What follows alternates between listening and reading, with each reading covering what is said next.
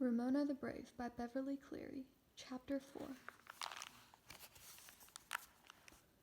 When the first day of school finally arrived, Ramona made her own bed so her mother would be liberated. She hid the lumps under stuffed animals. "That's cheating," said Beezus, who was pulling up her own blanket smooth and tight. "Pooh, who cares?" This morning Ramona did not care what her sister said. She was now in the first grade and eager to leave for school, all by herself before old Slowpoke Howie could catch up with her. She clattered down the hall in her stiff new sandals, grabbed her new blue lunchbox from the kitchen counter, kissed her mother goodbye, and was on her way before her mother could tell her she must try to be a good girl now that she was in first grade.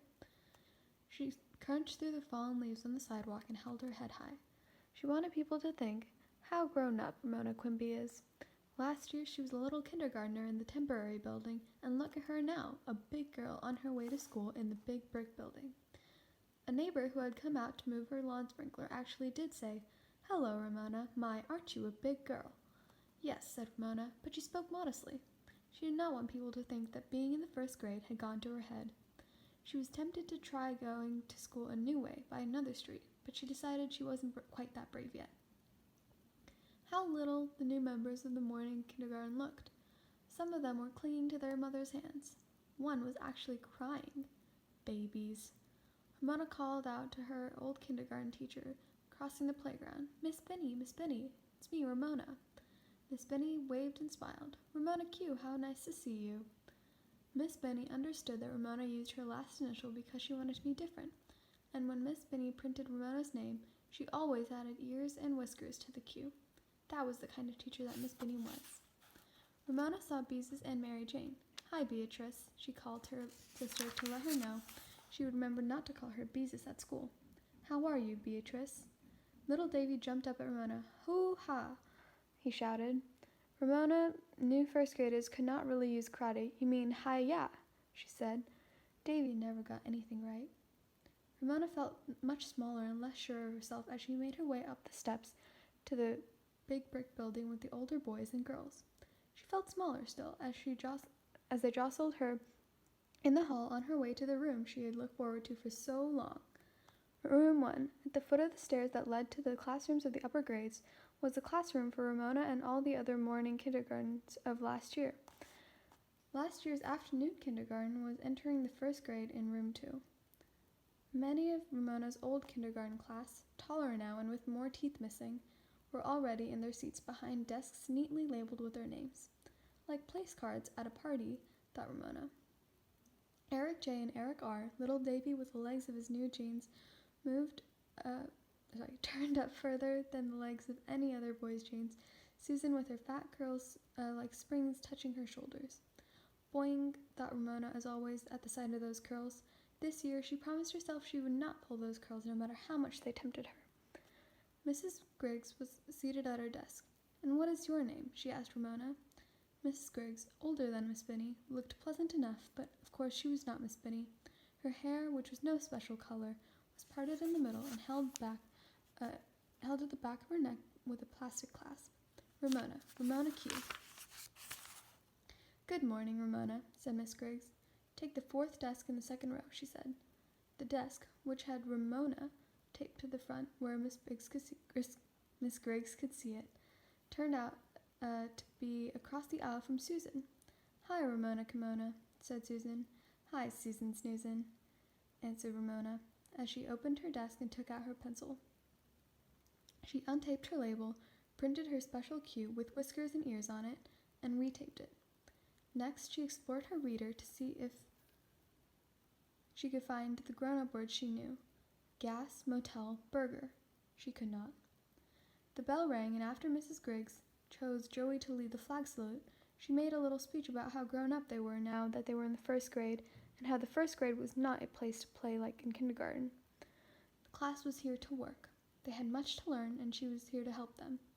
And now, did anybody have anything to share with the class for show and tell? Hands waved. Stevie showed the horse chestnuts he had picked up on the way to school. The class was not impressed. Everyone who passed the horse chestnut tree on the way to school had picked up chestnuts, but no one ever found a use for them. Ramona waved her hand harder. Yes, Ramona, what do you have to share with the class? Asked Miss Griggs.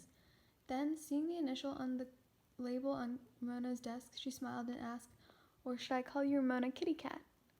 Much to Ramona's annoyance, the class tittered at Miss Griggs's joke. They knew she always added ears and whiskers to her cues. There was no need to laugh at this grown-up question that she was not expected to answer. Mrs. Griggs knew her name was not Ramona Kitty Cat. Meow, said one of the boys. Room 1 giggled. Some meowed, others purred, until the cat noises dwindled under the disapproving look of the teacher. Ramona faced the class, took a deep breath, and said, Some men came and chopped a great big hole in the back of our house. She paused dramatically to give the class time to be surprised, astonished, perhaps even a little envious of such an excitement.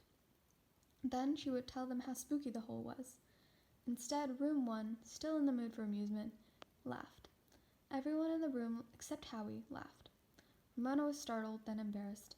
Once more, she felt as if she were standing aside, seeing herself as someone else, a stranger, first grade, at the front of the room, laughed at by her class. What was the matter with them? She could not see anything funny about herself. Her cheeks began to feel hot. They did, Ramona insisted. They did too chop a hole in our house. She turned to Mrs. Griggs for help. The teacher looked puzzled, as if she could not understand a hole chopped in the house, as if perhaps she did not believe a hole chopped in the house. Maybe that was why the class laughed. They thought she was making the whole thing up. Tell us about it, Ramona, said Mrs. Griggs. They did, Ramona insisted. I'm not making it up. At least Howie, sitting there looking serious, was still her friend. Howie knows, Ramona said. Howie came over to my house and jumped through the hole. The class found this very funny. Howie jumping out a hole in Ramona's house. Ramona's ears began to burn. She turned to her friend for support. Howie, didn't they chop a hole in my house? No, said Howie. Ramona was outraged. She could not believe her ears. They did too, she shouted. You were there. You saw him. You saw them. You jumped through the hole like I said. Ramona, said Mrs. Griggs in a quiet voice that was neither cross nor angry. You may take your seat. We do not shout in the classroom in the first grade. Ramona obeyed. Tears of humiliation stung her eyes, but she was too proud to let them fall. Mrs. Griggs wasn't even going to give her a chance to explain. And what was the matter with Howie? He knew she was telling the truth. I'll get you for this, Howie Kemp, Ramona thought bitterly. And after they had had such a good time playing Brick Factory, too. Ramona wanted to run home when recess came, but her house was locked, and her mother had gone off to work in that office near all those darling babies. Ramona was unable to keep her mind on Jack and Becky, their dog Pal, and their cat Fluff in her stiff new reader. She could only sit and think, I was telling the truth. I was telling the truth. At recess, one of the Erics yelled at Ramona, Liar, liar, pants on fire, sitting on a telephone wire.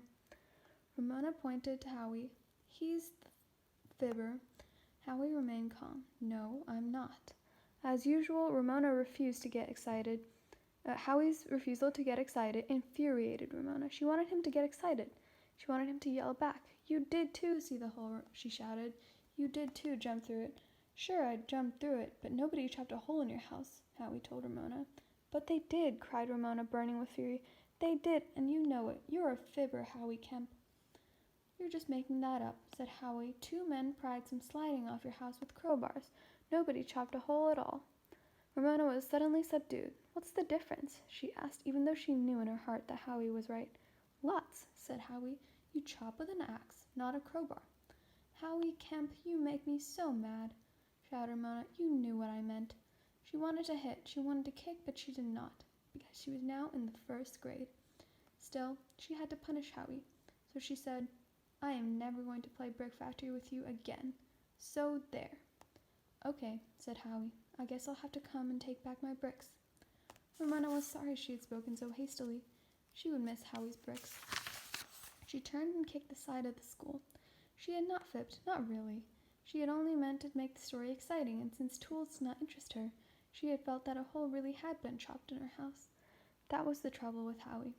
She offered him a glass of bug juice, and he said, That's Kool-Aid. If she said, It's been 1,000,000 years since I've had a popsicle, he said, You had a popsicle last week. I saw you. Ramona was beginning to feel heavy with guilt. Now the whole class and Mrs. Griggs thought she was a fibber. Here it is, the first half of the first morning of the first day of school, and already the first grade was spoiled for her. When the class returned to room 1, Ramona did not raise her hand the rest of the day, even though she ached to give an answer. She wanted to go to Mrs. Griggs and explain the whole thing, but Mrs. Griggs seemed too busy, so busy she did not know how to approach her. The class forgot the incident. By lunchtime, no one called her a liar with pants on fire, but Ramona remembered, and, as it turned out, so did Howie. That afternoon, Ramona had to go shopping with her mother. Ramona could see that having to make her own bed and bake her own cookies were the only disadvantages of her mother's new job. Ramona was going to be dragged around on boring errands after school because her mother could no longer do them in the morning. When they returned and Mrs. Quimby was unloading groceries on the driveway, the first thing that Ramona noticed was that Howie had come and taken away all of his bricks. She looked to see if he had left her one little piece of brick, but he had taken them all, even the smithereens, and just when she felt the most like some good hard pounding too.